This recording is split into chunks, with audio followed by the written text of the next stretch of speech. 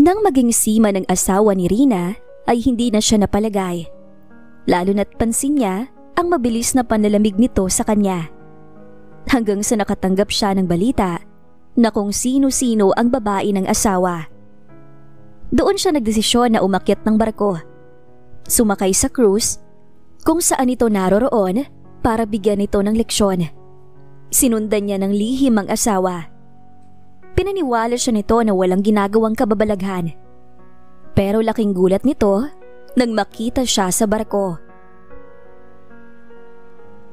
"Aakyat na ako sa barko." "Talaga?" Tumawag ang agency sa akin. Binuhat si Rina ng asawa na si Elmer sa sobrang saya matapos nitong ibato ang cellphone sa ibabaw ng kanilang kama. "Yayaman na tayo!" Natawa siya nang ibaba nito. "Anong yayaman?" "Siyempre, malaki ang sahod ng seaman." Kinuha muli ng asawa ang cellphone at kinalikot. Sinilip naman niya iyon. "Ito, tignan mo si Jonas, kaibigan ko siya. 3 taon na siyang seaman. At ang ganda ng bahay na napagawa niya. Meron na rin siyang 3 sasakyan." Pero hiwalay na sila ng asawa niya. Seryosong sagot naman ni Rina. Pinagmasdan niya ang asawa na ang atensyon ay nanatili sa hawak na cellphone. Ang narinig ko, hindi rin niya sinusuportahan ng mga anak niya at dating asawa. Kaya siguro nakapundar siya ng mga ganyan. "Malaki rin talaga ang sahod ng seaman kumpara sa ibang trabaho. Alam mo namang simula sa lolo ko, halos lahat kami sa angkan, mga seaman. Kaya nga ito rin ang pinili kong propesyon para yumaman din." "Pero karamihan naman sa pamilya niyo, nasira ang pamilya." Natigilan din siya sa sasabihin. "Rina, kapalaran nila yun." Napatango siya dahil sa nakikita niya naman ay walang interes ang asawa na sumunod sa yapak ng ilang mga malalapit na kaanak nito. Karamihan ng mga tiyuhin at pinsan ng mga lalaki ni Elmer ay mga nagtatrabaho sa barko.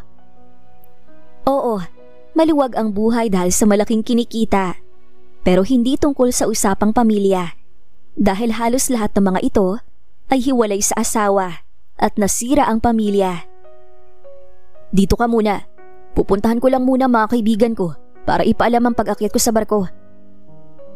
Nasundan na lang ni Rina ng tingin si Elmer na masayang umalis. Ramdam niya ang pagbigat ng puso. Oo, masaya siya, pero hindi niya maiwasan ang pag-aalala. Paano kung matulad sila sa mga kamag-anak nito? O sa ibang pamilya na nasira dahil sa paglayo at pagsampa sa barko? Ilang oras din ang nakalipas nang bumalik ang asawa sa kanilang bahay. "Kanina pa kita hinihintay. Sandali, nakainom ka ba?" Tanong ni Rina nang maamoy itong amoy alak. "Nagkasiyahan lang tungkol sa maganda kong balita. Alam mo ba si paring Jun? Paakyat na rin siya ng barko. Baka makasabay ko pa siya." Umupo ang namumulang si Elmer. Lasing ito sa galak at alak. "Huwag ka na kayang tumuloy," nasabi ni Rina nang maupo sa harap nito. Agad na nagsalubong ang mga kilay ng asawa. Alangan siyang umiti bago ito hinawakan sa kamay. "Nag-aalala ako, Elmer. Unang beses mong malalayo para magtrabaho. Matagal din ang aabutin mo sa barko bago makauwi." Natigilan siya nang inis itong bumitaw sa kamay niya at tumayo. "Ano namang drama yan?" Nawala ang tuwa ng asawa. "Elmer, anong gusto mo? Dito na lang ako? Pagod na pagod sa trabaho, tapos minimum lang ang sahod?" "Naiintindihan kita. Hindi mo ako naiintindihan, Rina. Gusto ko ng maayos na buhay. Yung maluwag na buhay. Malaking bahay. May kotse. Hindi naman mahalaga ang karangyaan eh." Pilit na pinaintindi ni Rina ng tumindig bago humarap sa asawa. "Ayos na ako. Tayo. Sa buhay natin na simple. Hindi natin kailangan ng di mabilang na mga sasakyan o malapalasyong bahay. Ikaw lang ang ayos at kontento na rito." Sarkastikong sagot nito. Natahimik naman siya. Ayaw mo na akong tumuloy? Pinakatitigan niya ang mga mata ni Elmer. Paano yung nagastos ko? Yung pagod ko? Yung sarili kong pangarap? Tingin mo, habang buhay kong matitiis ang buhay dito sa Pilipinas? Mag-isip ka nga, Rina. Napayuko naman siya. Ano ba kasing inaalala mo? Doon niya sinalubong ang tingin ng asawa. Natatakot akong matulad tayo sa...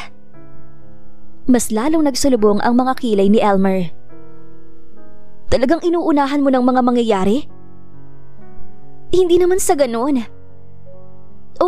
Ano? Ipagpapalit mo sa maliit na bagay na yan ang magandang buhay na pwede tayong magkaroon? Maliit na bagay? Elmer, pamilya ang tinutukoy mong maliit na bagay. Pamilya? Nilapitan siya ng asawa.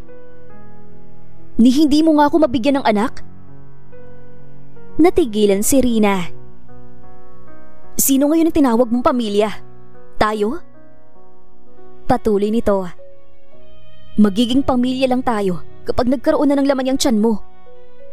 Kapag nakasampa na ako sa barko at nakasweldo, magpa-check up ka kung may problema dyan sa matres mo. Kung mayroon, gagawa natin ng paraan para magkaroon tayo ng anak. Tiningnan pa siya ng asawa mula ulo hanggang paa bago tumalikod. Napataas na lang ang mga balikat niya nang malakas nitong isarado ang pinto ng kanilang kwarto. Napaupo na lang si Rina sa sofa habang may luha. May 4 na taon na silang kasal, habang 2 taon naman bilang magkasintahan. At sa loob ng mga taon na iyon ay hindi man lang sila nabigyan ng pagkakataon na makabuo ng munting buhay. Nang marinig ang katok ay agad niyang pinunasan ang mga luha bago nagtungo sa pinto. Ngumiti ng alanganin ng kaibigan at kapitbahay na si Chari. Pasensya na, Mare, nakaistorbo ba ako? Pilit siyang ngumiti. Hindi naman, may kailangan ka ba? Inilabas nito ang maliit na notebook at ballpen. Sabi kasi na paring Elmer, may pa-despedida party siya. Despedida? Ulit niya. Oo, binalita na niya sa buong compound na sasampa na siya sa barko. Alangang sagot ng kaibigan. Nilinga niya ang kwarto. Mukhang desidido na talaga ang asawa na umalis. Dahil napamalitan na nito sa lahat ang pag-alis. Nagtuon ito sa hawak na notebook. Nag-order kasi siya sa akin para sa party. Itatanong ko lang sana kung anong gusto niyang ipaluto. Natigilan na ito na mag-angat ng tingin. Mare, may problema ba? Nag-aalala lang ako. Sagot niya. Naku, ganyan talaga lahat ng asawa na maiiwan kapag nag-abroad ang asawa. Nag-aalala, nalulungkot. Normal lang yan, Mare. Tama ka.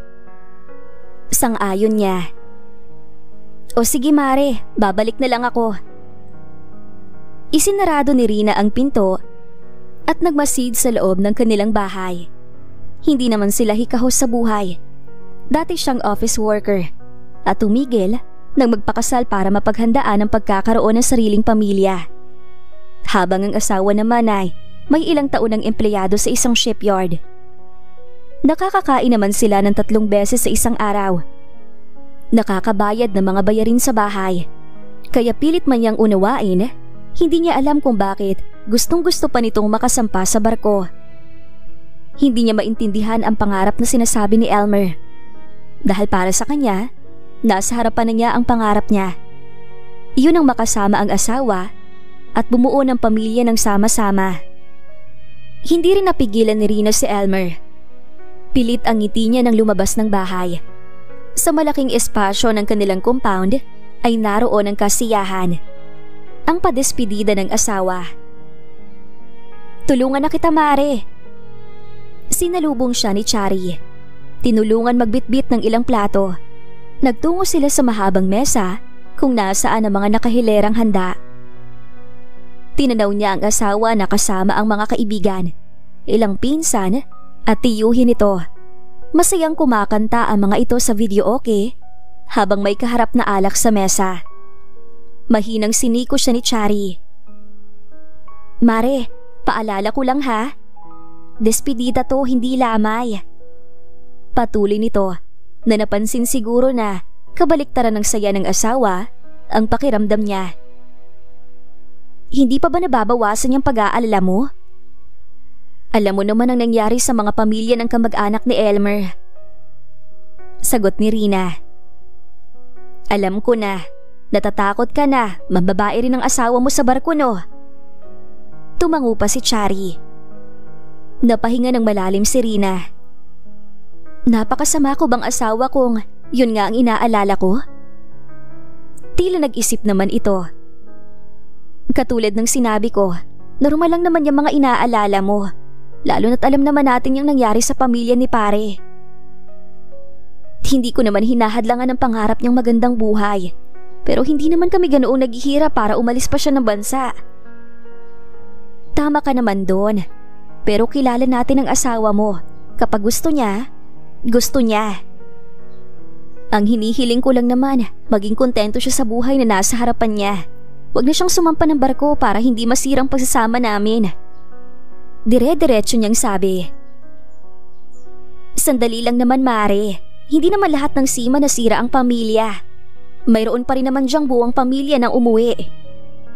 In short, hindi naman lahat ng seaman manloloko. Dugtong ng kaibigan.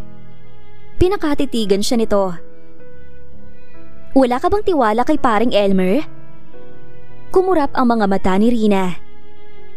Hindi buo ang tiwala mo sa asawa mo, kaya ganyan ka na lang kung mag-alala. Chari, may tiwala ako kay Elmer. Alam mo kung kanino ako walang tiwala? Muli niyang tinanaw ang asawa. Sa mga taong makakasama niya sa barko, iba't ibang lahi ang naroon, iba't ibang mga babae. Milya-milya ang layo niya sa Pilipinas. Kung makaramdam siya ng lungkot, sinong lalapitan niya ron? Mare, kung halos patayin ka na ng pagkabahala mo, kausapin mo ng asawa mo at hilingin na wag na niyang ituloy ang pag-akyat sa barko. Nilinga ni Rina ang kaibigan. Hindi siya magpapapigil. Kaya nga niya ginawang despedida na to para hindi siya mapahiya sa mga tao. Gusto niya talagang umalis. Gusto niyang sumampa sa barko at maging seaman para sa pangarap niya lang. Umabrisyete sa kanya ang kaibigan. Ipagdasal na lang natin na maging matatag ang pagmamahal niya sa iyo. Na kahit na malayo at napakaraming tukso ang lumapit sa kanya, ikaw pa rin ang pipiliin niya. Pinunasan ni Rina ang mga luha ng tumango. Yun din ang eksaktong hiling niya. Ang hindi mawasak ang binubuo nilang pamilya. Mabilis na lumipas ang ilang linggo. Sinurya pa ni Rina ang 2 maleta sa pinto ng bahay. Madaling araw yon at araw ng pagsampa sa barko ng asawa. Sabik itong lumabas ng kwarto. Sakbit ang bag at hawak ang jacket. Mauna na ako. Sabay kami ni paring June. Basta na lang siya nitong niyakap at hinawakan ng maleta. Sandali lang. Lumingon naman ito. Mag-ingat ka ron ha. Tumawag ka. Hindi niya matapos-tapos ang bilin. May sasabihin ka pa? Huwag. Natigilan si Rina nang putuli ng may linya sa noong asawa. Huwag akong mababae. Napakunot noo siya sa narinig kay Elmer dahil hindi naman iyon ang gusto niyang sabihin. Bakit hindi mo patumbukin yung gusto mong sabihin, Rina? Trabaho ang pinunta ko dun. Tigilan mo ng pagiging praning dyan. Dagdag pa nito nang bitbitin ng maleta. Wala ka yatang tiwala sa akin. Hindi. Paalis na ako't lahat. Yan pa rin ang nasa isip mo. Buwisit itong awat sa kanya. Elmer. Mahinang tawag niya. Pero tuloy-tuloy ito sa pagsakay sa taxi na naghihintay sa labas ng bahay. Nasapo na lang ni Rina ang noo. 1, 2, at 3 buwan ay naging maganda ang komunikasyon nilang mag-asawa. At panatag siya dahil doon. Dagdag pa na masaya ang asawa sa trabaho nito. Talagang nag-e-enjoy ito sa pagiging isang deck crew. Mabuti naman at maayos si paring Elmer doon. Naroon si Chari sa sala at kakwentuhan ni Rina. Nang sabi ko nga sa kanya, pagkatapos ng ilang buwan yung kontrata, umuwi na siya. Makakatulong din naman ang sahod ko bilang customer service representative eh. Alam mo Mare, kulang ang kilala kong asawa ng seaman na nagtatrabaho pa. Mas lalo lang akong malulungkot at mag-aalala kung wala akong gagawin. Ngayon nagtatrabaho rin ako kahit nasa bahay. Magiging abala rin ako. At di ko namamalayan, pauwi na palang asawa ko. Nakangiting tumango ang kaibigan sa sinabi niya. Hanggang sa may maalala si Rina. Hindi ba kilala mo si June? Tanong niya. Lumapit si Chari sa kanya na mahina ang boses. Kahit sila lang naman ang nasa loob. Oo naman, yung kasabay ni paring Elmer na sumampa ng barko. Hindi ba sa labas lang siya ng compound nakatira? Oo, siya nga. At alam mo ba Mare? Hiwalay na raw yun. Hindi na nagparamdam sa asawa. Balita ng kaibigan. Ang sabi, yung babae raw ni June nasa mismong barko nagtatrabaho. May usapan ng dalawa na doon magkikita, kaya pinursiging maging seaman. May kaba siyang napalunok. Naku, gusto ko na talagang maniwala na ang mga seaman madaling matukso. Kaya yan si paring Elmer, bantayan mo Mare. Siguraduhin mong hindi siya matutulad sa mga seaman na yon. Paalala nito. Makalipas ng linggo ay hindi na mapakali si Rina. Magkahalo ang takot niya at pangamba sa hindi nagpaparamdam na asawa. Hindi na ito madalas magpadala ng mensahe o tumawag man lang, hindi tulad ng nakasanayan niya. Kahit puyat siya sa trabaho, ay umaasa siyang tatawag ito at sasagot sa mga mensahe niya dahil nag-aalala siya sa kalagayan ng asawa. Nang isang beses, mag-uumaga na nang may sumagot sa tawag ni Rina. Hello Elmer? Ayos ka lang ba riyan? May problema ka ba sa trabaho? May sakit ka ba? Sunod-sunod ang tanong niya dahil sa pag-aalala at ilang linggong hindi nila pag-uusap. Bakit hindi ka natawag? Napahinto siya nang marinig ang pagkaputol ng linya. Elmer? Hello? Sa inis ay tumaas na ang boses niya nang mawala na ng tuluyan ng tawag. Mahigpit niyang nahawakan ng cellphone ng ibabae yon. May luha siyang nagbaling sa bintana. Nangyari na nga yata ang kinatatakutan niya. Kinaumagahan ay wala sa sariling naglalakad palabas ng compound si Rina, kasama si Chari. Mare, mabuti na to. Lumabas ka muna para makapag-isip-isip ka. Saad ng kaibigan.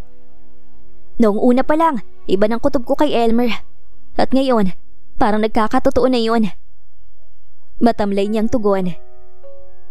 Hanggang sa marinig niya ang tsismisan sa madadaanan na tindahan.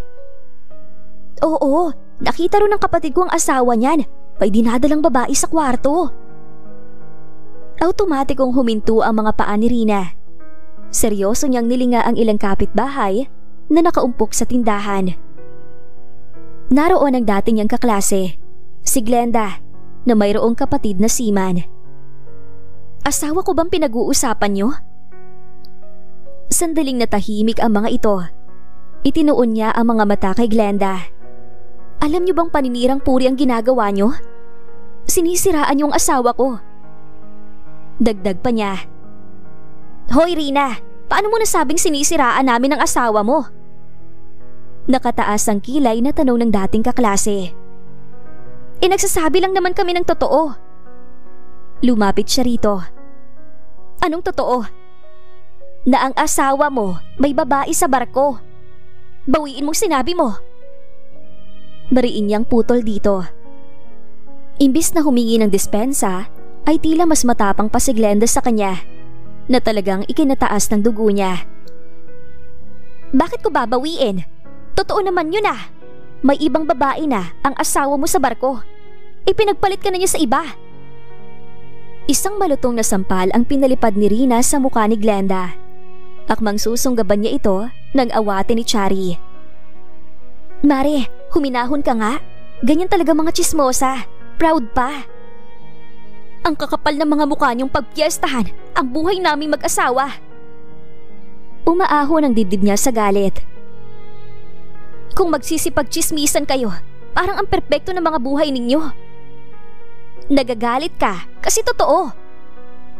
Sagot pa rin ng dating kaklase.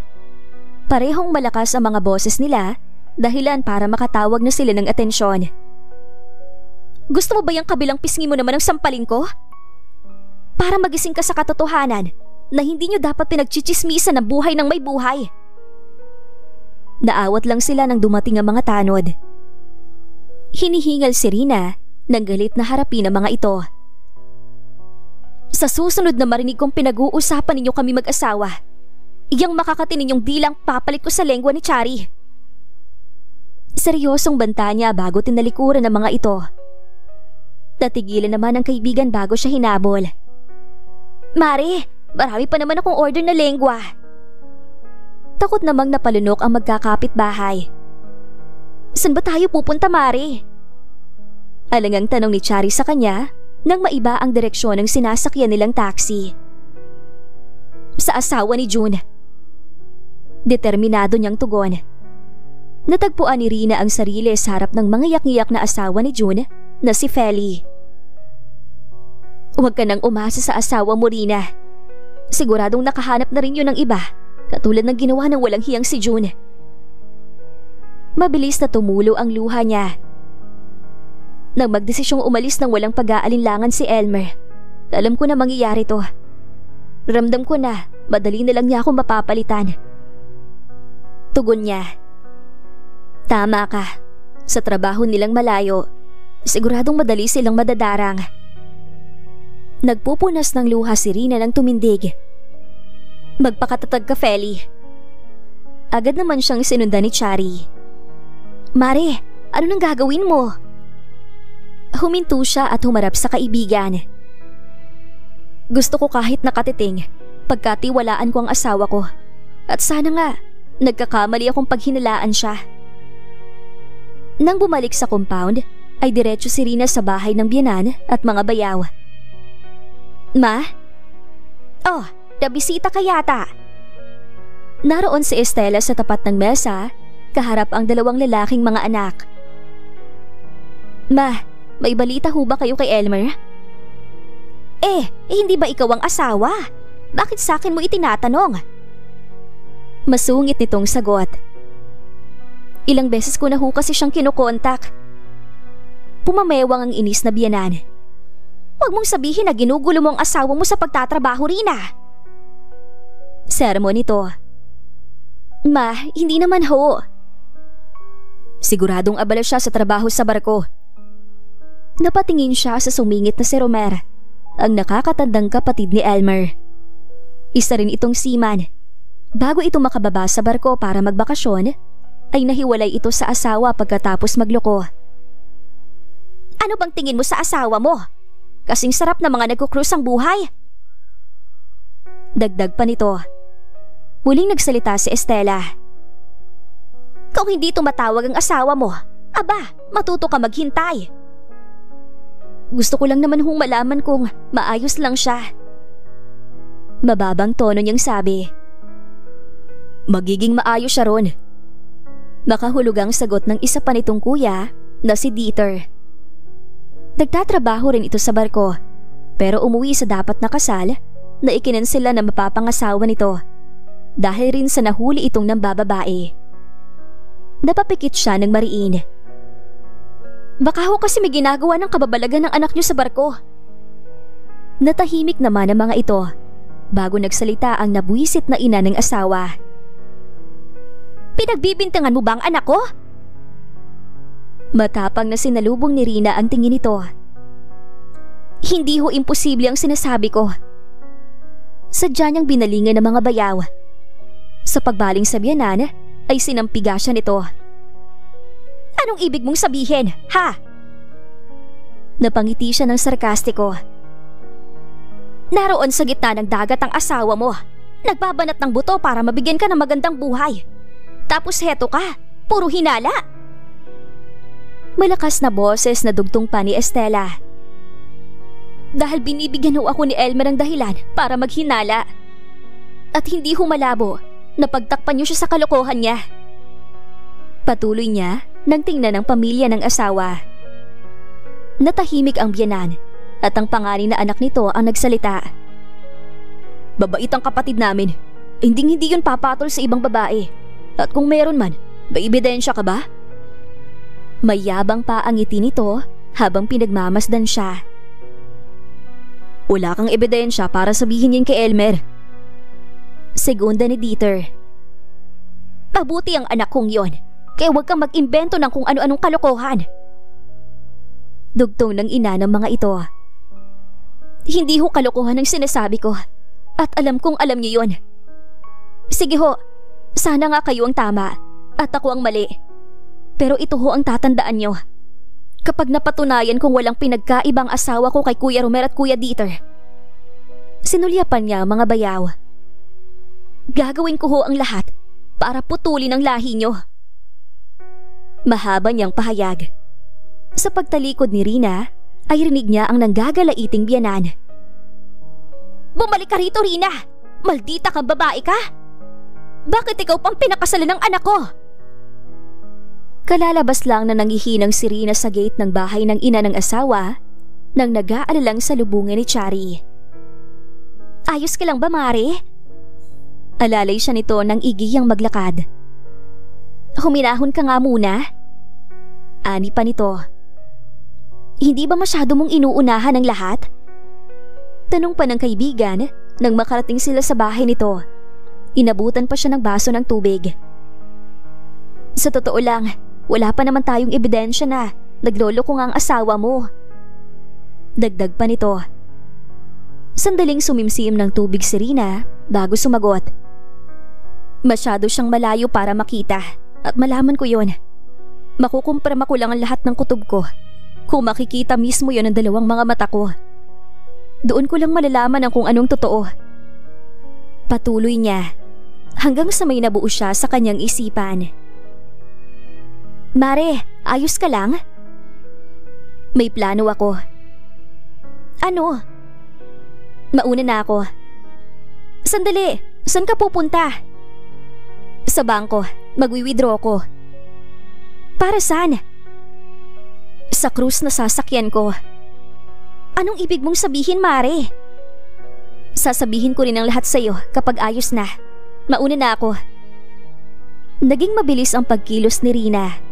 Inilam niya sa website ng shipping company ng asawa kung saang lugar ang susunod na stop ng barko, kung saan ito nakasakay. Swerte naman na dadaanan muli ito ng Pilipinas. Gamit ang ipong pera, bumiyahe siya sa probinsya ng ruta ng barko. Matapos lang ang ilang araw, ay tuluyan siyang nakasakay.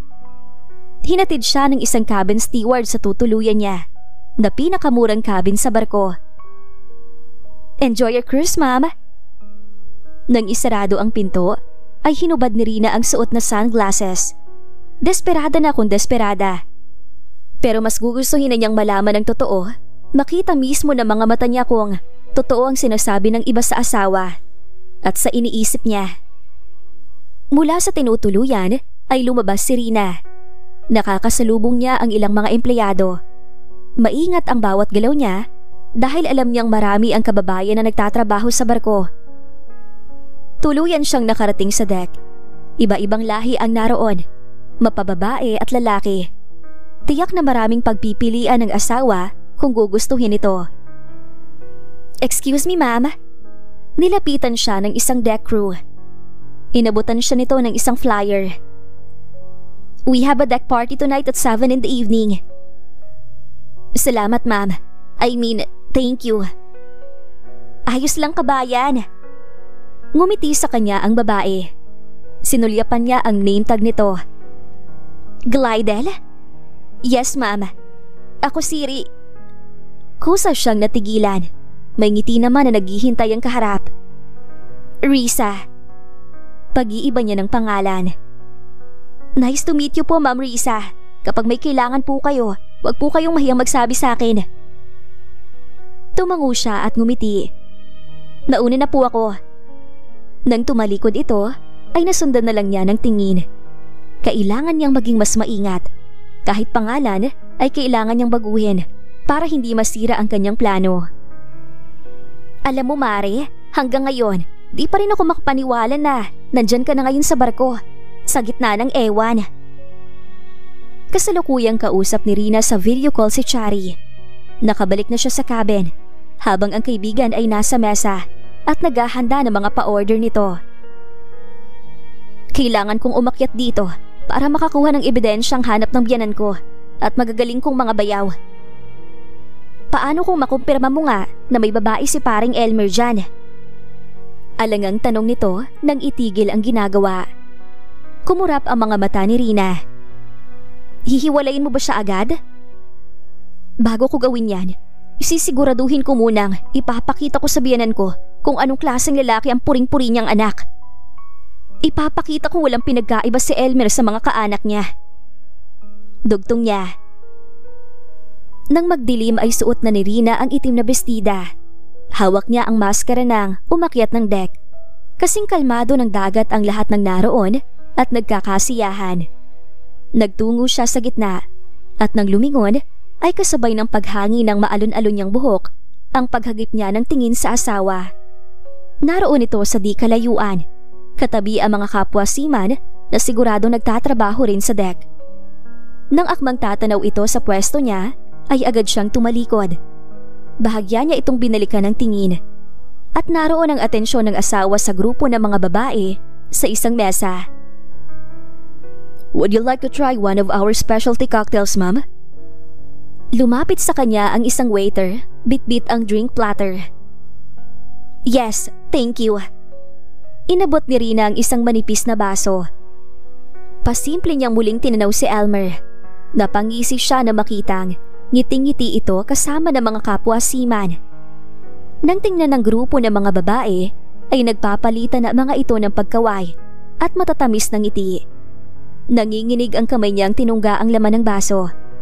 Sa ilang buwan na ng asawa sa barko, siguradong hindi ito ang kauna-unahang pagkakataon na nakipagpalitan ito ng kaway at ngiti sa iba't ibang babae na para bang walang asawang iniwan sa Pilipinas. Ma'am, can I get you a refill?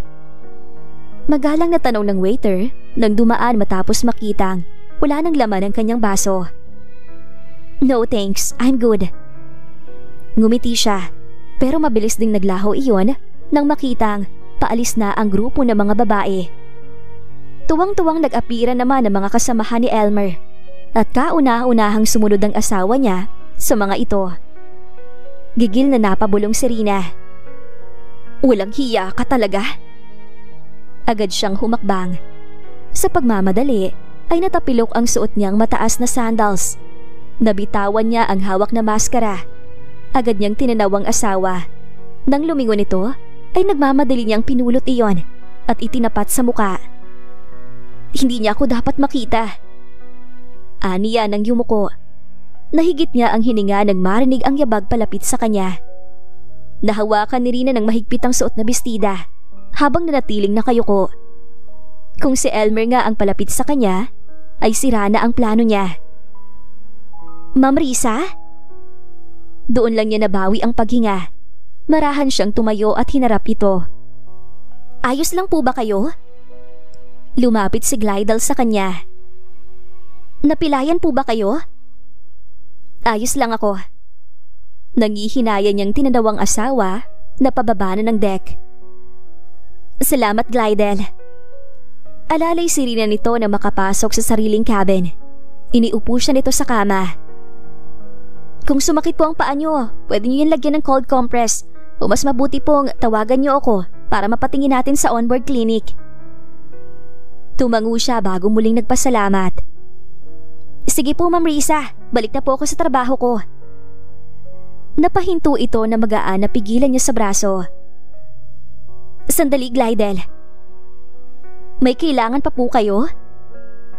Napansin ko lang na yung mga babaeng guest kanina kasunod ng mga seaman. Tila na unawaan agad nito ang ibig niyang sabihin. Ah, yun po ba, ma'am? Alam niyo naman po ang buhay dito sa barko. Maraming kababalaghan ang nangyayari. Naging mahina ang boses nito. Kababalaghan? Mga multo. Kusa ring natigilan si Rina. Tama, kababalaghan. Napagtanto niya nang tumangu-tango. Napakarami pong seaman dito ang sumasama sa mga guest. Kumurap ang mga mata niya.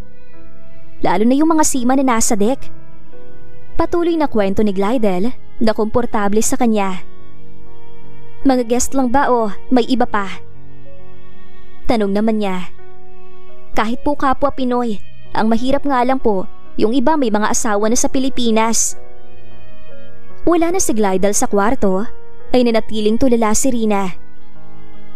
Ito palang gusto mong buhay, Elmer. Bakit pinakasalan mo pa ako?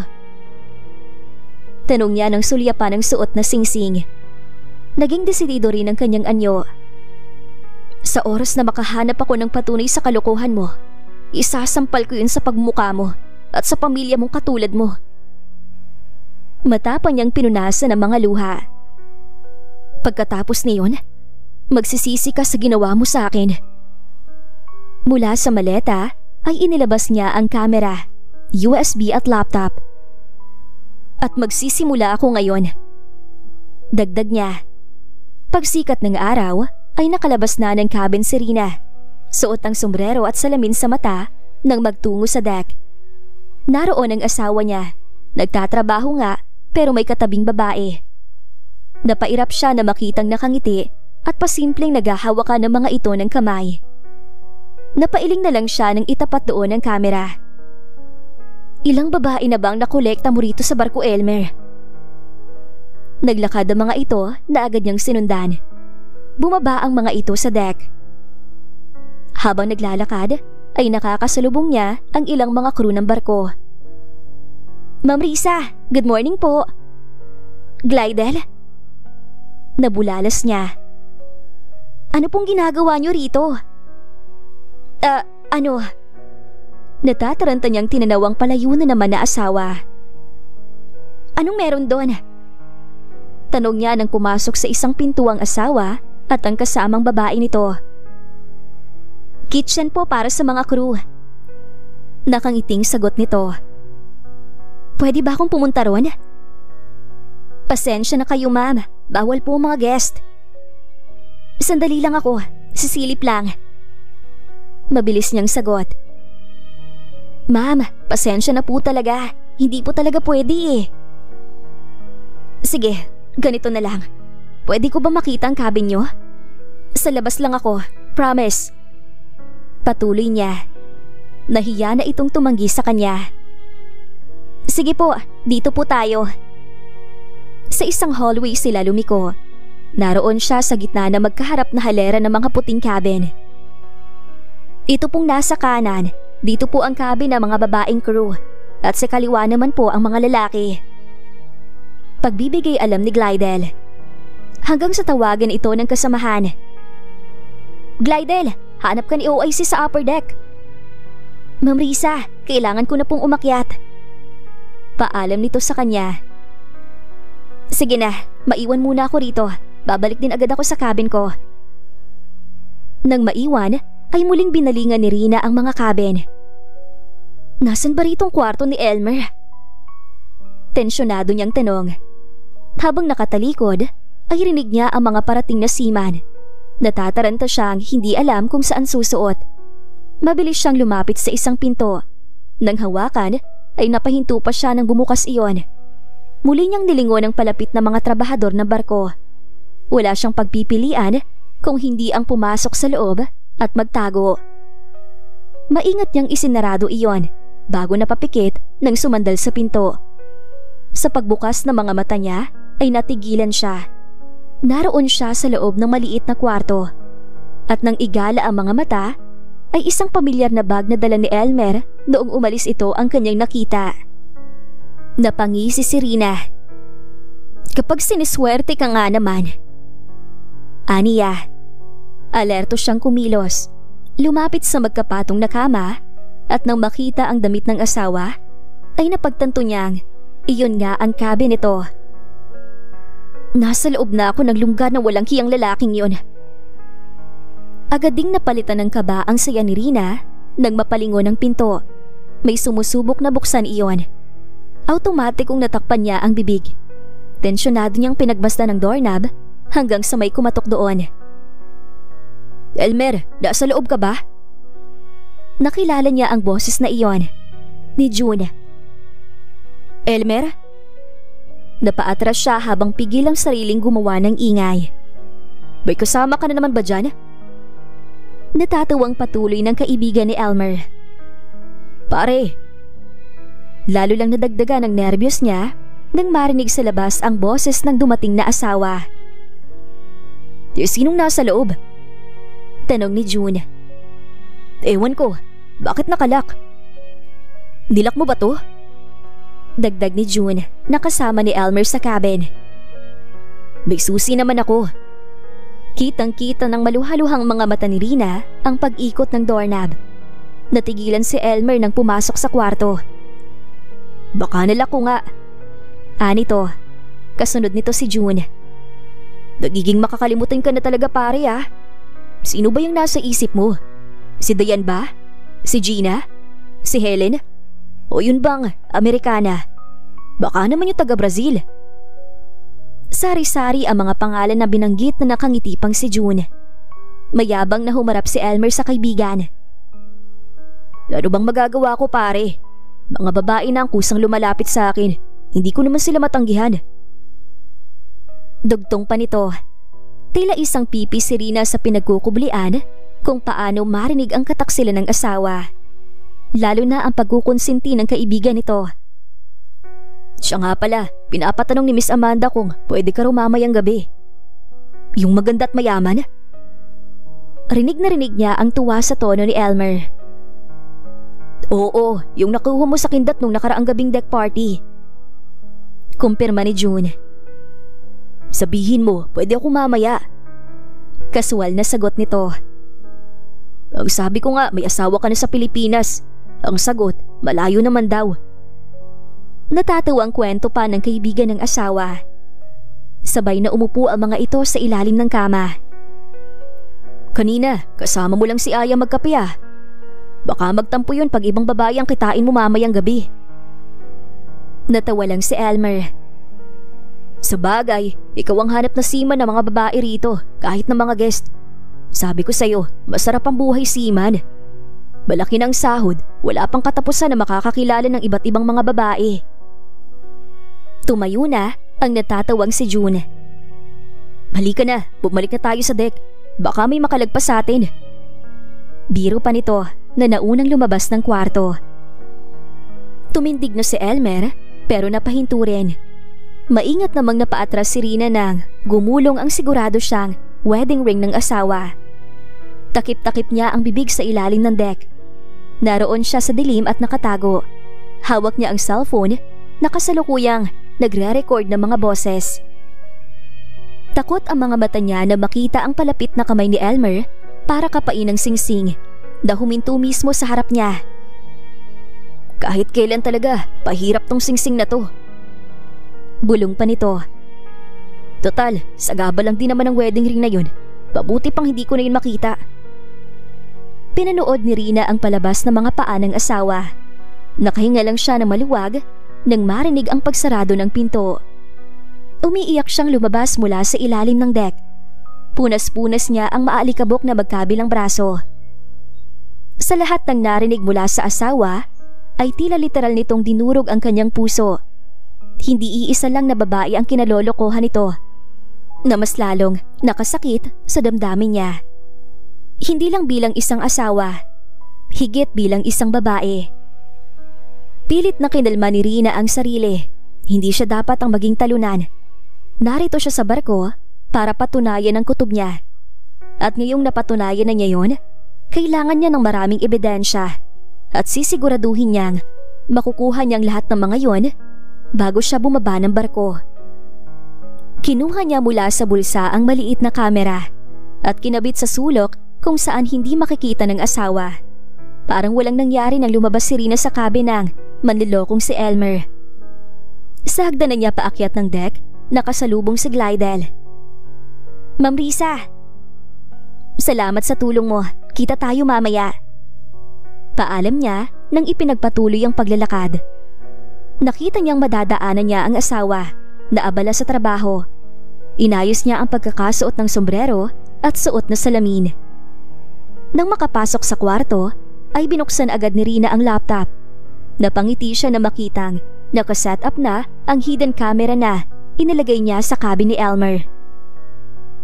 Ito na ang isa sa hinahanap nilang ebidensya.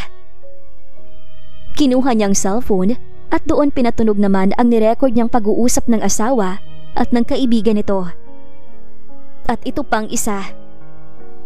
Dugtong niya. Nakangisi si Rina nang matapang na tumitig sa kawalan. Kulang pang 2 to. Sigurado akong pipilitin mo pang lumusot sa panloloko mo. Kaya kailangan ko pang dagdagan ng hawak kong ebidensya. Sulitin mo ng maliligaya mong araw, Elmer. Dahil sisiguraduhin kong mapapahiya ka sa susunod na magkita tayo. At pagsisisihan mong sumunod ka sa tapak ng mga kaanak mo mga manloloko. Hello, Mare. Kumusta na? Naroon sa kabilang linya si Chari. Ayos lang. Ngayong napatunayan ko ng tama ang kutob ko at unti-unti ko nang nalalaman kung gaano karumi ang asawa ko. Kasual na sagot niya. Ayaw ko na sana dagdagan yung mga inaalala mo, Mare. Pero bitin ito. Pero ano? Takang tanong niya. Hinahanap ka na ng biyanan mo. Napairap naman si Rina sa narinig. Pinagkakalat niya sa compound na lumayas ka raw at ikaw ang may tunay na lalaki. Sumama ka raw sa iba. Kaya ka parang bulang nawala, Mare. Sunod-sunod na pagbibigay alam ni Chari. Naikuyom niya ang kamao. Mag-ina nga sila. Pareho silang problema ko. Mare, gustong-gusto ko ipagtanggol. Kaya lang hindi ko naman masabi na nasa cruise ka kung nasaan ang asawa mo. Ayos lang, Chari. Kahit anong paliwanag ang gawin mo kay Mama Estela, hindi siya maniniwala. Ang pinaniniwalaan lang niya ay ang mga anak niyang puro kalokohan ang alam. Ano nang susunod mong plano? Ako mismong sasampal sa kanila ng katotohanan kung anong talagang tinatrabaho ko rito sa barko. Basta mag-ingat ka, Mari, ha? Oo, salamat. Problemado niyang ibinaba ang cellphone. Hindi na talaga siya magtataka kung bakit naging patuloy ang pagliloko ng mga anak ng biyanan. At dahil yun sa ina na hindi marunong tumama ng pagkakamali ng mga ito. Natagpuan ni Rina ang sarili sa dining hall ng barko. Naghahanap ang mga mata niya ng kung sino. Lumapit siya sa mga pagkaing pagpipilian bago lumampas ang tingin.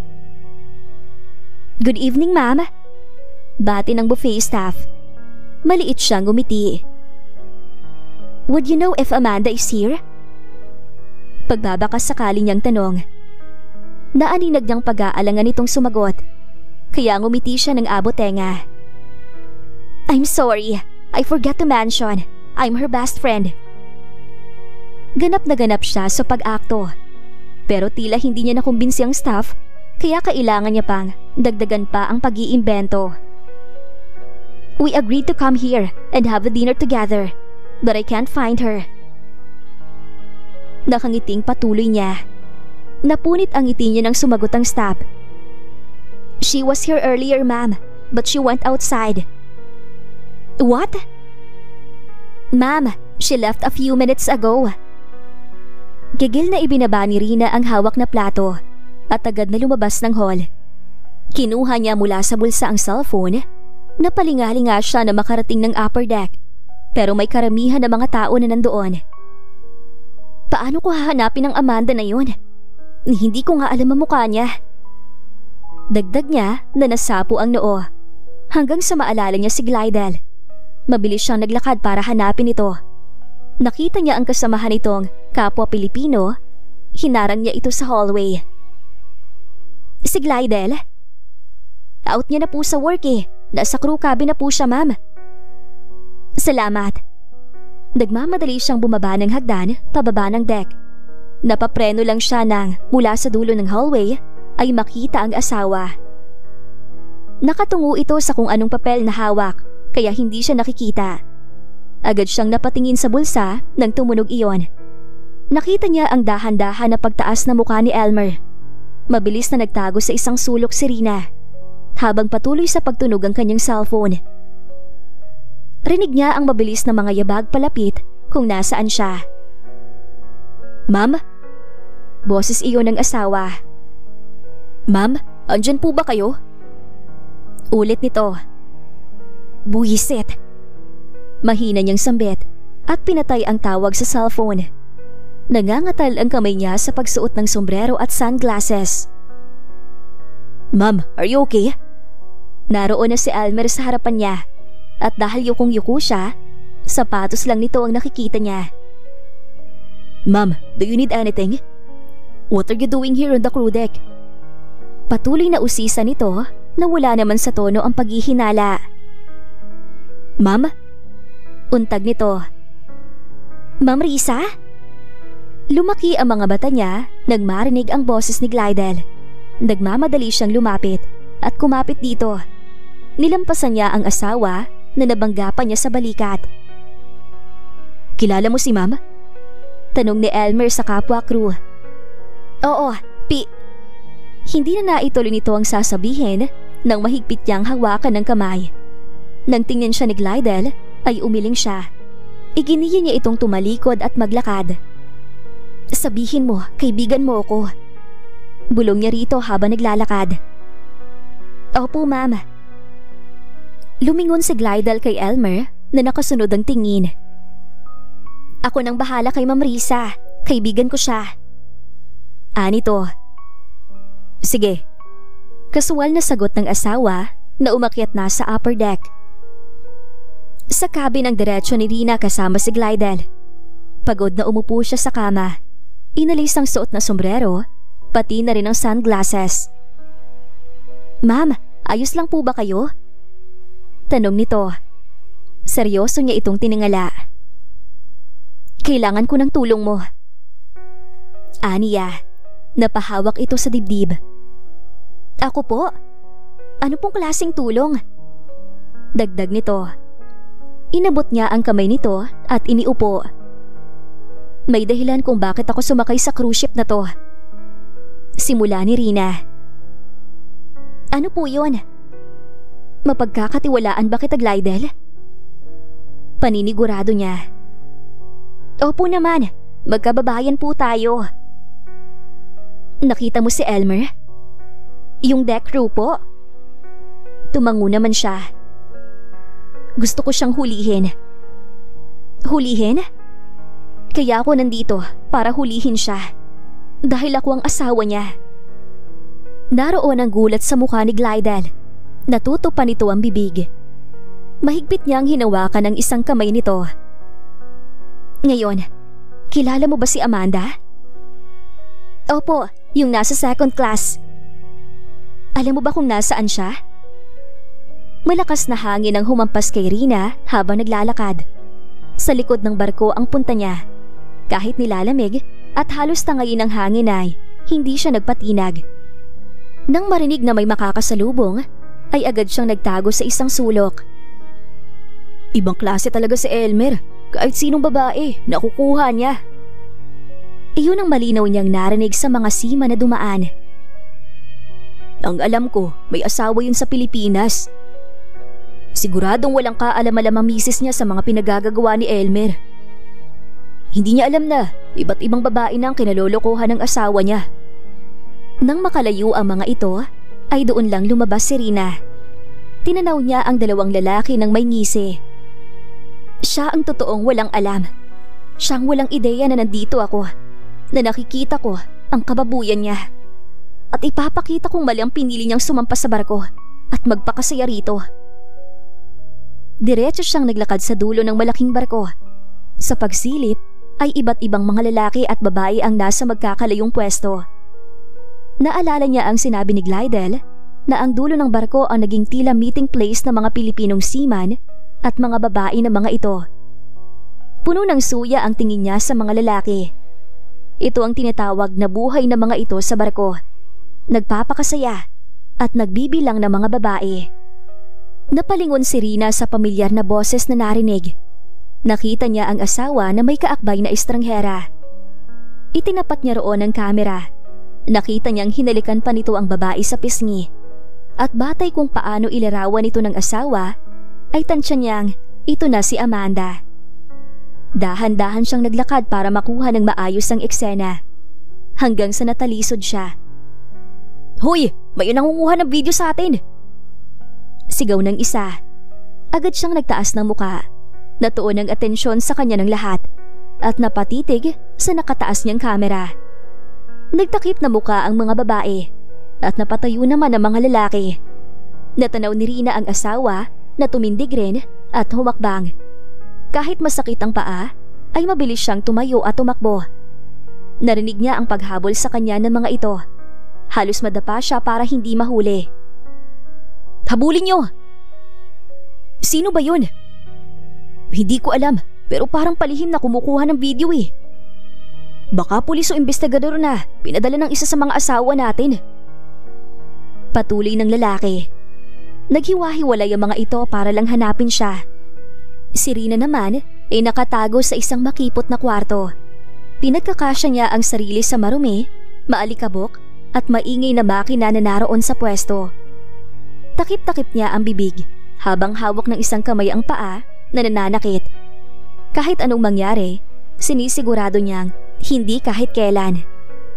Hindi niya sasayangin ang pera, pagod at lahat ng sakit na inabot niya para lang magpahuli. 2 oras ang halos pinalipas ni Rina nang mapagpasyahan lumabas. Iika-ika siyang naglakad at umakyat sa hagdan. Halos wala na mga tao sa upper deck. Naiiyak niyang pinagmasdan ang malawak na karagatan. Naalala niya ang magagandang alaala na iniwan ng asawa sa kanya bago ito magdesisyon na sumampas sa barko. "Bakit hindi ka nalang nakontento sa kung anong meron tayo, Elmer?" Tanong niya. "Bakit?" Umiiyak na ulit niya bago tuluyang napaupo. Nang tumunog ang cellphone niya, ay agad siyang napalinga sa paligid dahil naroon ang pangalan ng asawa. Nagmamadali pero hirap siyang nagtungo sa cabin. Isinarado niya ang pinto, nagpunas ng mga luha at itinapat ang cellphone sa tenga. "Hello? Salamat naman sinagot mo na." Sarkastiko ang bungad ni Elmer na ikinakunot ng kanyang noo. "Totoo bang sinabi ni Mama? Sumama ka sa ibang lalaki?" Mas lalo lang naglinya ang noo niya sa narinig mula sa asawa. "May 1 linggo ka na raw na hindi umuwi sa bahay. Nasaan ka ba, ha? Sinong kasama mo? Lalaki mo? Nagpapakahirap ako rito." Hindi na napigilan ni Rina ang sarkastikong pagtawa na ikinahinto ni Elmer. Hindi makapaniwala ang halakhak niya ng marahan na naupo sa kama. Pagkatapos ng ilang segundo, ay sumeryoso rin siya. "Ikaw? Nagtatrabaho? Sigurado ka, Elmer?" "Oo." Walang alinlangang tugon nito. Doon na pailing-iling si Rina. "Ano ba bang tingin mong gagawin ko sa barko?" Segunda ng asawa. Hindi niya mapaniwalaan kung gaano ito kasinungaling at kung paano nito ituro sa kanya ang kasalanang ginagawa. "Elmer, makinig ka." Aniya. Natahimik naman ang nasa kabilang linya. "Bibigyan kita ng isa at huling pagkakataon na magsabi ng totoo." Mahigpit ang naging kapit niya sa cellphone. "May ginagawa ka bang kalokohan sa barko?" "Ano ba yung sinasabi mo? Sagutin mo na lang ang tanong ko." Galit niyang sigaw na para bang madudurog na ang hawak niya sa gigil. Ikinadikit niya ang cellphone sa tenga. "Niloloko mo ba ako?" Kung aamin ito, ay baka maniwala pa siyang kayang magsisi ng asawa. Baka sakaling maayos pa sila kung hihingi ito ng tawad. Baka masalba pa nila ang pagsasama. Baka maniwala pa siya at patawarin ito sa kabila ng lahat ng kanyang nalaman at nakita. O kahit man lang maging madali sa kanya na magpatawad bago ito tuluyang hiwalayan. "Wala, Rina." Tumangutango siya sa muling pagsisinungaling ng asawa. "Wala akong ginagawang kalokohan dito. Nagtatrabaho ako para sa magandang buhay natin. Tulala niyang ibinaba ang tawag kahit nagsasalita pa ito. Pinunasan niya ang mga luha nang tumayo. Muli siyang lumabas ng cabin. Kinuha mula sa bulsa ang 2 singsing, ang isa na napulot niya sa kwarto ng asawa at ang isa na hinubad niya. Kaya ba gustong-gusto mo umakyat ng barko? Para madali mo kong maloko, Elmer? Nagpakasal ako sa walang pusong tulad mo. Galit niyang ibinato sa tubig ang kanilang wedding ring. Magbabayad ka sa pagsisinungaling mo ng paulit-ulit sa akin. Kung ang pagiging seaman ang tanging pangarap mo, sisirain ko yun hanggang sa pagsisihan mo na naging pangarap mo ay ang sumampas sa barko. Pangako niya sa sarili. Umaga pa lang ay nakatutok na si Rina sa laptop. Naroon ang kamera sa kwarto ng asawa, pero wala iyon na hagip ng kung ano at iyon ang kulang. Kailangan mayroon siyang matibay na ebidensya para wala na itong pagkakataon na magkaila pa. Sumandal siya sa kinauupuan at nahawakan ng noo. Malapit nang matapos ang cruise. Kausap niya sa sarili. Hindi ako pwedeng bumaba na. Ito lang ang dala-dala ko. Inis siyang lumabas ng cabin. Nagtungo sa upper deck at naroon si Elmer, nagtatrabaho, kasama ang mga konsentidor na mga kaibigan nito. Nakakuyom ang mga kamao niya nang panoorin ang tila matinong asawa. Ma'am Risa! Napatingin siya sa lumapit. Ma'am Rina po pala. Ngumiti siya kay Glidel. Upo ka. Itinuro niya ang silya. Wala ka bang trabaho? Night shift po ako. Sinundan nito ng tingin kung nasaan ang atensyon niya. Yan po bang mister niyo? Oo, yan ang walang hiya kong asawa. Kasual na sagot ni Rina nang magbaling sa kaharap. Wala po talaga siyang kaalam-alam na nandito kayo, na nandito ang asawa niya. Ngumisi si Rina. Ganyan siya kakampante at kasigurado na hindi ko matutuklasan ng kawalang hiyaan niya. Sagot naman niya. Ma'am Rina, kumpleto na ho bang ebidensya ninyo? Umiling siya bilang pagsagot. Paano ho yan? Patapos na ang cruise. Dugtong pa nito. Yun na nga, kaya nga niyaya kita rito baka may maitulong ka. Katulad ng sinabi ko, naglagay ako ng camera sa cabin niya at kailangan ko ng actual video. Pero mukhang nag-iingat siya ngayon. Sandali ma'am, kayo po ba yung pinag-uusapan na nangunguha ng video? Tumango siya ng alangan. Huwag kayong mag-alala ma'am, tutulungan ko kayo. Kapag may nahanap o nakita kong ebidensya laban sa asawa niyo, ipapaalam ko agad sa inyo. Dagdag pa nito. Tumango-tango naman si Rina. Salamat Glidel. Wala pong anuman ma'am. Tumayo na ito. Tatawagan ko na lang po kayo. Hihintayin ko ang tawag mo. Nang makaalis ito, muli niyang nilingon ang asawa. Excuse me? Habol-habol ni Rina ang isang banyagang babae. Iyon ang isa sa mga guest na kangitian ni Elmer noong isang gabi. Yes? Huminga siya ng malalim bago ito pinakatitigan. I just want to confirm something. Pauna niya.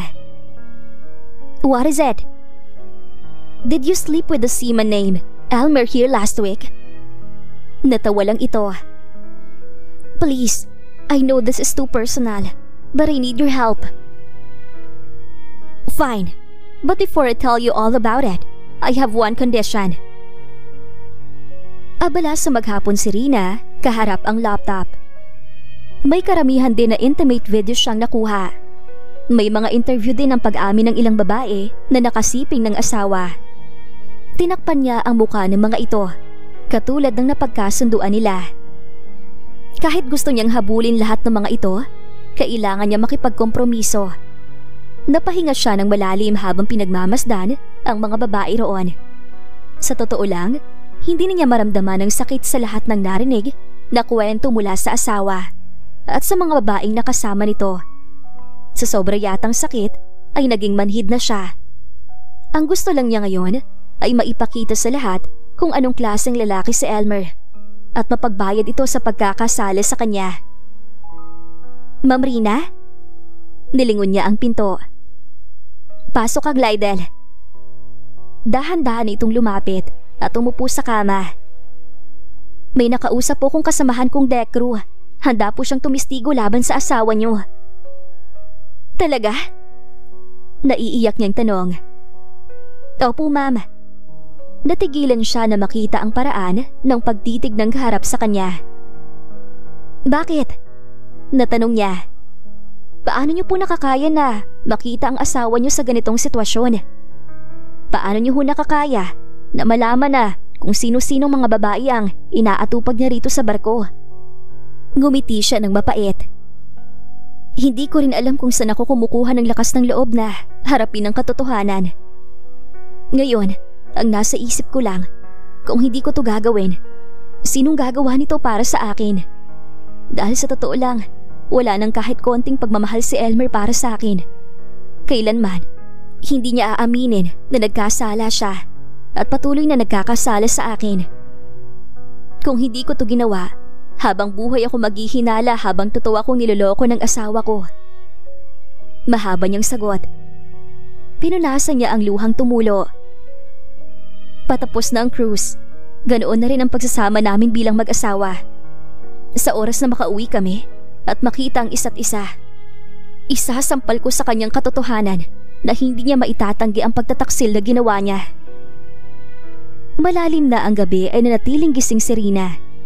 Kahit anong pagod ng isip at gustuhin makapagpahinga ay hindi niya magawa. Nang may marinig siya mula sa nakabukas na laptop, muling tumulo ang mga luha niya nang makita ang nakangiting asawa na pumasok sa cabin nito kasama ang isang babae. Nagdiretso ang mga ito sa kama. Mabilis niyang tinakpan ang laptop. Pigil ang malakas niyang hagulhol.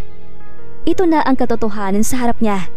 Hindi lang pagtatrabaho ang inaatupag ng asawa sa barko, kundi sa iba't ibang babae rin, at hindi niya maipaliwanag ang sakit sa dibdib. Ma'am Rina. Naroon si Glidel, nakaalalay sa mga pasaherong pababanan ng barko. Hinawakan nito na mahigpit ang kamay niya. Sana po, hindi po sa ganitong pagkakataon tayo nagkakilala. Pauna nito. Pero ganun pa man po, masaya ako makilalang katulad yung babae na matapang at matatag. Patuloy ng bagong kaibigan. Salamat, Glidel. Masaya rin ako makilala ka. Kahit papano, may naging karamay ako habang nandito. Naiiyak niyang pinagmasdan nito. Sana ikaw, makahanap ka ng totoong pag-ibig balang araw. Ganoon din po kayo, Ma'am Rina. Maganda kayo at mabait. Hindi kayo karapat-dapat sa katulad ng asawa ninyo. Kung kailangan niyo po ng tulong para patunayan ang kalokohan ng asawa niyo, tawagan niyo lang po ako. Handa akong magpatunay sa mga nangyari rito sa barko. Maraming salamat, Glidel. Pero mas gusto kong harapin ito na mag-isa. Laban ko to.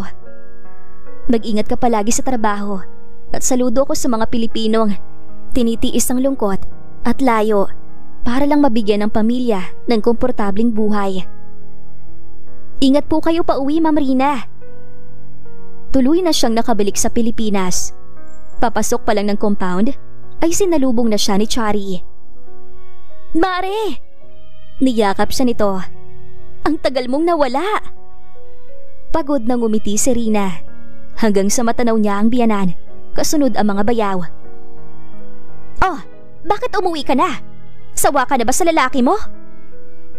Sunod na tanong nito. Mama, wala akong lalaki. Saan ka nga galing? Ulit ng biyanan. Sa gera ho. Makahulugan niyang sagot. Sinulyapan niya ang kaibigan. Agad siya nitong tinulungan bitbitin ang maleta niya. Aba, talagang maldita ka? Habol pa ng ina ng asawa, pero dire-diretso siyang pumasok sa bahay. Nang isarado ni Chari ang pinto, ay mabilis siyang hinarap nito. Ano nang next sa plano mo? Pauwi na rin ang mahal kong asawa. Galing siya sa ilang buwang pagtatrabaho. Kailangan naman niya magpakasaya. Anong ibig mong sabihin, Mare? Bibigyan ko si Elmer ng welcome home party. Nakangiti niyang sagot. At bilang butihing asawa, kailangan kong maghanda para sa kanya. Tulungan mo akong humanap ng catering. Ako nang bahala mag-entertain sa mga bisita. Sa lahat ng asawang nagloko, ikaw lang ang gusto ng party. Sambit nito. Nagpakapagod ang asawa ko sa gitna ng dagat. Ano ba yung bigyan ko siya ng konting kasiyahan? Saad niya, bagong ngumiti. Isang linggo ang lumipas ay dumating na ang pinakahihintay ni Rina, ang araw ng pag-uwi ng asawa. Pinagbuksan niya ang compound at inayos iyon para sa magarbong welcome home party para kay Elmer. Abala siya sa pag-aayos nang marinig ang palapit na biyanan. May ginawa ka talaga sigurong kalokohan kaya bumabawi ka sa anak ko. Anito. Binitawan niya ang hawak na puting kurtina sa mesa at nakangiting bumaling sa ina ng asawa. Totoo ang chismis sa'yo ano?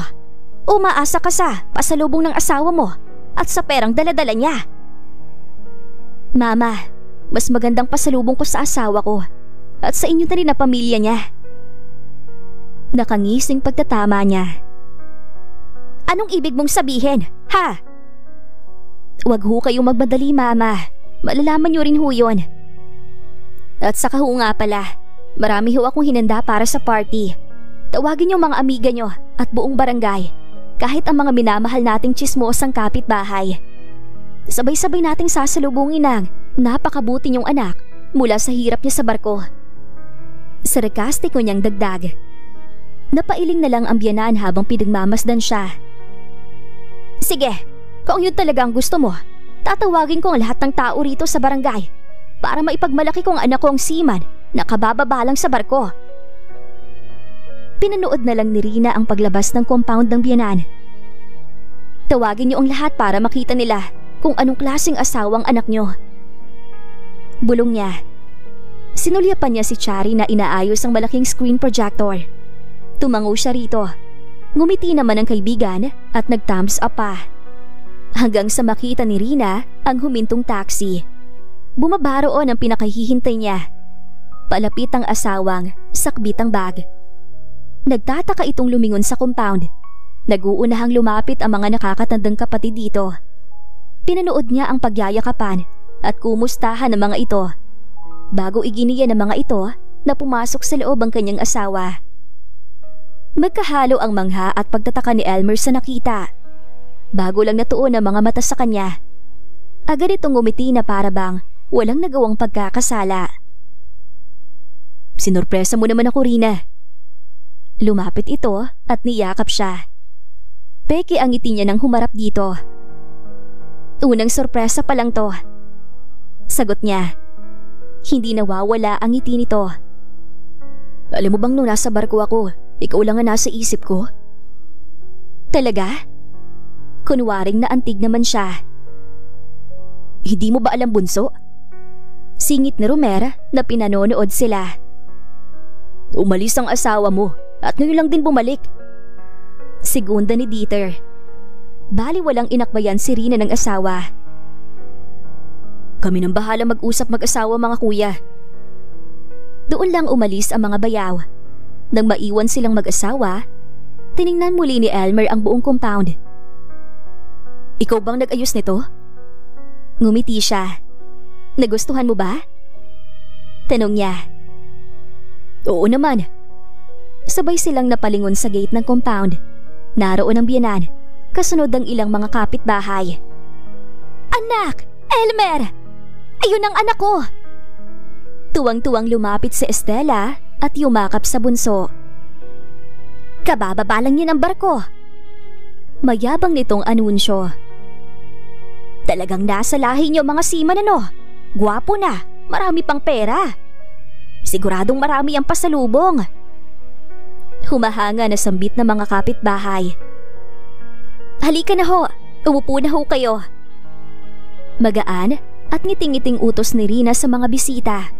Nag-uunahan naman ang mga itong tumalima. Lumapit ang biyanan kay Elmer habang nakaismid. Pwede na bang simulan na natin ang party? Sandali lang ho, Mama. May hinihintay pa tayo. Sagot niya. Nilinga si Rina ng asawa. "Sino?" tanong nito. "Elmer!" Ang kauna-unahan ang nakangiting si June, nakasabay din itong nakauwi. "Nandito na sila," sagot niya nang mapanood ang mga inimbitang bisita. "Bakit nandito ang mga kasamahan ko sa barko?" tanong nito.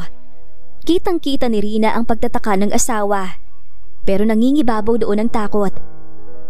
"Nandito sila para i-welcome ka," sagot niya. Walang paalam niyang iniwan ito para salubungin ang mga nagtatrabaho sa barko. "Pasok kayo, nandoon si Elmer." Iginiya niya ang mga ito.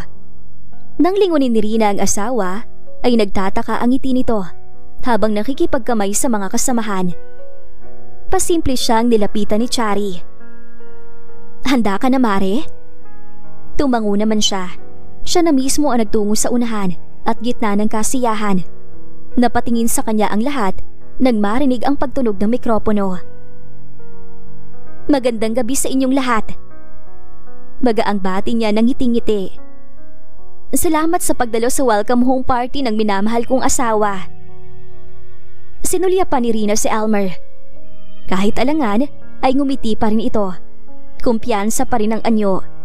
Lihim ang pag-ikot ng mga mata niya bago humarap muli sa mga bisita.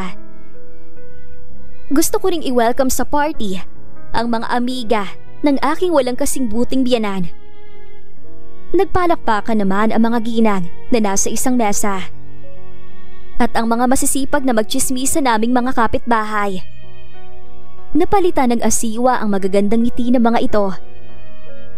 "Hindi naman lingid sa kaalaman ninyong lahat na kabababa lang sa barko ng asawa ko. May halos 6 na buwan siyang nagtrabaho roon. Kaya naman, wala akong pagsidla ng saya ngayong nakauwi na siya." Patuloy ni Rina. Naging kakaiba ang katahimikan ng lahat. "At malaki ang pasasalamat ko sa mga kasamahan sa trabaho ng asawa ko." Pinakatitigan niya ang mga bisita sa mesang nasa unahan. Personal niyang inibitahan ang mga ito sa party para kay Elmer. At hindi naman siya nabigo dahil kumpleto ang mga ito sa harapan niya. "Tawagin ko lang ang asawa ko." Matamis na wika ni Rina ng kumampay. Hiyang-hiyaman pero mayabang pa rin na lumapit sa gitna ang asawa. "Ito na ang dagdag kong sorpresa para sa'yo." Aniya. "Masyado kang espesyal para maging simple lang ang pa-welcome home party. Ilang buwan kang kumayod at nagpakahirap sa barko." "Salamat, Rina," sagot ng asawa. "Ngayon, pwede na nating simulan ang party." Tumango naman si Elmer. Tinanguan ni Rina ang kaibigan ni si Chari. Naroon na ito sa laptop at malaking screen projector. Nang mamatay ang ilaw, lahat ay nagbaling doon. Nagsimula ang sorpresa sa mga litrato ng asawa noong nag-a-apply pa lamang ito para makasakay ng barko. Tila hinaplos naman ang puso ng mga bisita sa nakikita. Habang kabaliktaran naman ang pakiramdam ni Rina. Hanggang sa umugong ang bulungan. Napalitan ng mga litrato ng iba't ibang babae sa barko ang naroon sa malaking projector. Iisa ang tanong ng lahat kung sino ang mga yon. Tensyonado ang mukha ni Elmer nang balingan siya. Akma siya nitong hahawakan nang umigkas siya. "Hayaan mong ituloy ko ang sorpresa ko sa'yo." Makahulugan niyang saad. Itinapat niya muli ang mikropono sa bibig. Tinanaw niya ang ilang kapitbahay na nakasungaw sa gate. "Pasok kayo!" Alok niya sa mga ito. "Huwag kayong mahiya!" Dagdag niya. "Rina." Pigil sa kanya ng asawa na hindi magawang kumilos sa pagkakatayo. "Relax ka lang dyan, Elmer. Hindi pa tapos ang inihanda ko para sa'yo at para sa lahat ng nandito." "Rina?" Lahat na patingin sa malaking screen nang umalis siya sa harapan. Naroon ang iba't ibang interview ng mga babae na inaamin ang relasyon kay Elmer. Mabilis na lumapit ang asawa sa kanya. "Itigil mo to, Rina." "Bakit? Tumigil ka ba sa pambababae mo sa barko?" Umamin ka ba sa kalokohan mo? Nakita niyang nagmamadaling tiningnan ni Elmer ang mga kasamahan sa trabaho. Marami ang nabigla sa mga ito, pero may mga ilan na napayuko at tila alam ang pagtataksil ng asawa. Mga kapitbahay! Kasuwal na tawag ni Rina. Ito na ang paborito niyong parte. Gamitin yung mga cellphone niyo para ipakalat ang kalokohan ng sima na to. Nagtaas naman ng cellphone ang mga kapitbahay. Hoy! Arina! Itigil mo na yan! Ang biyenan ang nagmamadaling lumapit sa kanya at humarang sa screen, kasunod nito ang mga bayaw. Huwag kayong maniwala sa video na to. Sinisiraan na ng babaeng itong anak ko. Mama, ito ho ang patunay na matagal nang sira si Elmer. Wala ho siyang pinagkaiba sa mga kapatid niya, sa mga pinsan niya, kahit na sa mga tiyuhin niya. Sagot niya. Matapang siyang lumapit dito. Pare-pareho sila ng mga kamag-anak niyang manloloko. Walang hiya kang babae ka? Mas walang hiya ho ang anak niyo. Alam niyo ho ba kung anong ginagawa niya sa barko? Nagtatrabaho. Talagang yan pa rin ang pinaniniwalaan niyo? Hinawakan niya ang biyenan. Heto, tingnan niyo na dalawang mata niyo. Hinarap niya ito sa malaking screen. Iyan ho ang inaatupag ng anak niyo sa barko. Ang mangolekta ng iba't ibang babae. Hindi totoo yan! Nilinga niya ang asawang, tila binuhusan ng malamig na tubig sa nakikita. Nakangiti si Rina nang lapitan si Elmer. Nagustuhan mo ba ang huling sorpresa ko? Saan mo nakuha ang mga to? Nakangisi siyang lumapit dito. Lahat ng kalokohan mo sa iba't ibang mga babae, nakita ko. Nagtaka ang anyo nito. Dahil kasama mo ko sa barko. Nakita ko ang trabaho mo bilang isang deck crew. Napuntahan ko rin ang crew cabin at napuntahan ko pa mismo ang maruming cabin yun ng konsentidor mong kaibigan. At ngayon na nakikita kita, ang dumi-dumi mo sa paningin ko. Hindi ko na nga sinubukan na itulak ka sa barko para kainin ka na lang sana ng pating. Dahil kahit pating, madidiri sa dumi mo. Sinulyapan niya ang ina ng asawa. Hindi ho ako sumama sa ibang lalaki tulad ng ibinibintang ninyo. Sumama ho ako sa barko kung nasaan ang asawa ko. Mariin niyang dugtong. Kinuha ko ang mga litrato at video na to para may isang pala kong katotohanan sa inyo. Itinuro niya ang screen. Tingnan niyo. Tingnan niyong lahat kung gaano karumi ang anak niyo. Pwede niyong paniwalaan ang sarili niyong mabuti ang anak niyo. Pero hindi ako na asawa niya. Si Elmer ang pinakatitigan niya. Dahil kitang-kita ng mga mata ko kung ano ang ginawa niya sa barko. Rina, magpapaliwanag ako. Hindi na kailangan. Sa barko pa lang kung saan ka nagpakasaya, tinapos ko na ang pagiging mag-asawa nating dalawa. Kung gusto mo talaga na magsama tayo ulit, hanapin mo sa dagat ang binato ko na wedding ring nating dalawa. Tumaas ang sulok ng labi niya. Iyon ay kung buhay ka pa bago mo yun makita. Binitawan niya ang mikropono at naglakad. Sandali, Rina. Bitawan mo ako. Nakakadiri ka. Galit siyang humarap kay Elmer. Sinabi ko sa iyo noon, di ba? Na dito ka na lang. Huwag ka nang umalis. Pero anong pinili mo? Yung kasiyahan at kalayaan mo sa barko. Sa tingin mo ba, hindi ko malalaman lahat ng kalokohan mo? Ngumisi si Rina. Kung gaano kalit ang tingin mo sa akin noon, ganoon ang tingin ko sa iyo ngayon. Kinuha niya sa loob ng bahay ang mga maleta. Katukatulong niya si Chari palabas ng gate. Narinig niya ang paghabol ng asawa, pero hindi siya lumingon. Tapos na ang lahat sa kanila. Tapos na ang panloloko at pambabastos nito sa kanya. Sa nakalipas na linggo, ay nabalitaan na lang ni Rina na ang akmang pagsampamuli ni Elmer sa barko ay hindi natuloy.